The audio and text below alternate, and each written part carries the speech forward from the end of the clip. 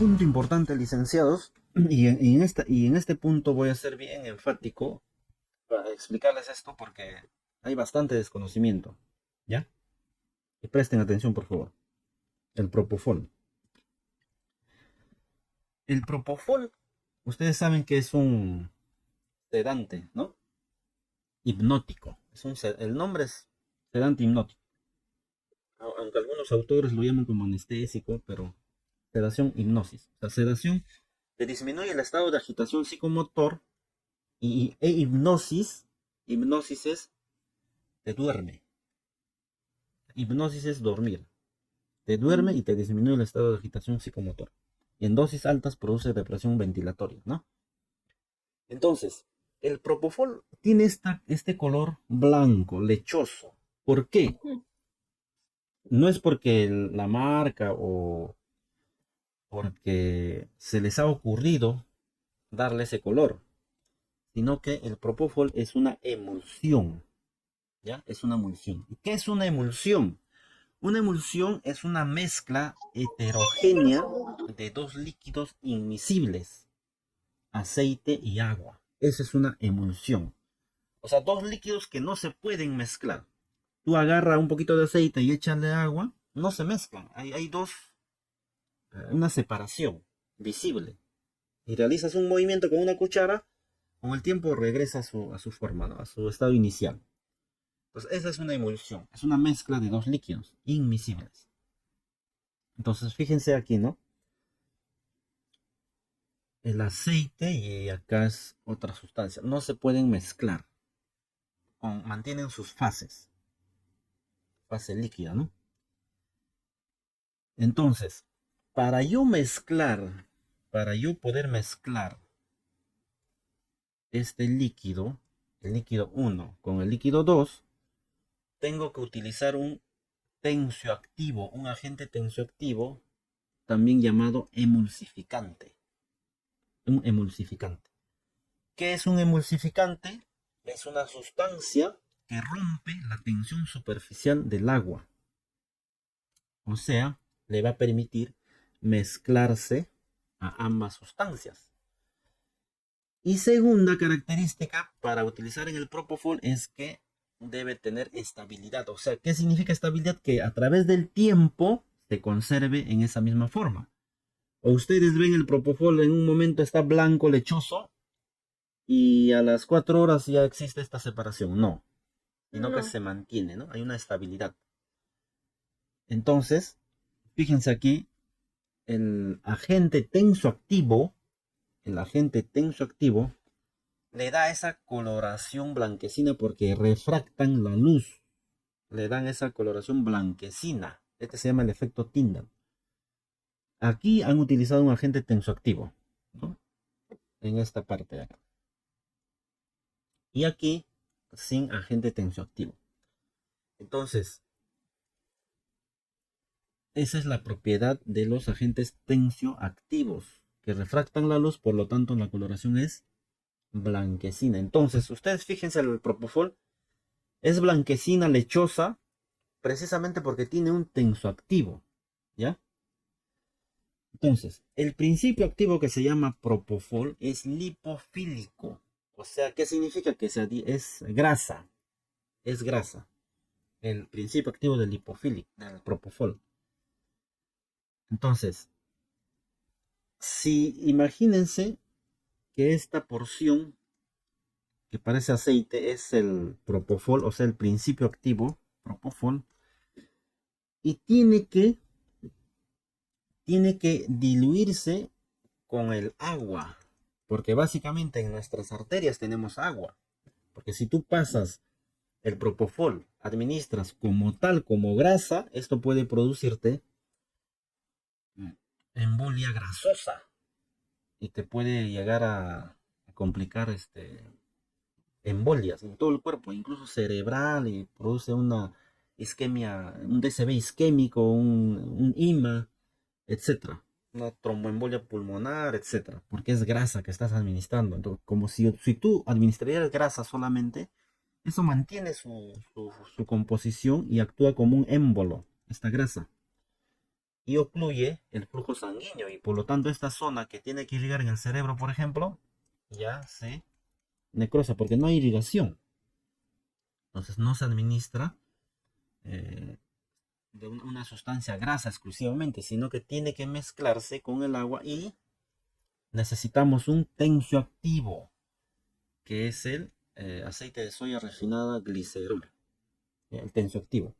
Una vez que ya has mezclado una grasa con el agua, se convierte ya en este caso el propofol, el principio activo, con una sustancia hidrofílica, adquiere esta coloración blanca por el efecto Tyndall, ¿no? Coloración blanca. Y eso es lo que nos venden en el propofol, ¿no? Ese es el propofol en todo caso. El problema del propofol, ¿cuál es? Es que no contiene preservantes. No contiene preservantes. El fentanilo, por ejemplo, todos los medicamentos tienen preservantes, o sea, tienen bacteriostáticos. ¿Qué significa? Que tienen una sustancia que evita el crecimiento bacteriano. El propofol, algunas marcas de propofol tienen, pero el bacteriostático no hace efecto, porque es una sustancia grasa, ¿no? Es una emulsión. Entonces el preservante no hace efecto y otros que no tienen preservantes. Y pregunta aquí, en la NPT, la nutrición parenteral total de 3 en 1 es lechosa, precisamente porque también tiene un tensioactivo, un emulsificante, porque el 3 en 1, ¿qué es de la NPT? Dextrosa, aminoácidos y lípidos. Y para que tú mezcles un lípido con el agua, que también tiene la NPT, esta es una sustancia de lípido con el agua, son inmiscibles. Necesitas un tensioactivo. Y el tensioactivo actúa y ya los mezcla. Pero el problema es que los preservantes no hacen efecto en las sustancias grasas, ¿no? O hacen un efecto de bacteriostático menor al que se debería, al que se requiere. Entonces, como no tiene preservantes o tiene preservantes con un efecto bacteriostático menor, entonces el riesgo ¿cuál es? La bacteremia. Por eso es que el uso de estos medicamentos es bien, tenemos que usar de una forma la más estéril posible. ¿Ya? Y vamos a ver, por ejemplo, es una ficha técnica de, del propofol, una marca X. ¿Qué dice? Emulsión inyectable para perfusión. Emulsión de aceite en agua. O sea, el propofol, el principio activo del propofol es miscible en aceite, en grasa, pero necesitamos un vehículo que es el agua, ¿no? Y miren, la emulsión, emulsificante o el tensioactivo como aceite de soya, ¿no? ¿Qué más dice? ¿Qué dice acá? Sin conservantes antimicrobianos de esta marca X, ¿no? Y la mayoría. Sin conservantes y pueden soportar un rápido crecimiento de microorganismos. O sea, ¿qué significa? Puede haber colonización bacteriana. Es un riesgo alto. Entonces, aquí, por ejemplo, algunas recomendaciones. Antes de su utilización se debe desinfectar el cuello de la ampolla y superficie del tapón con alcohol medicinal.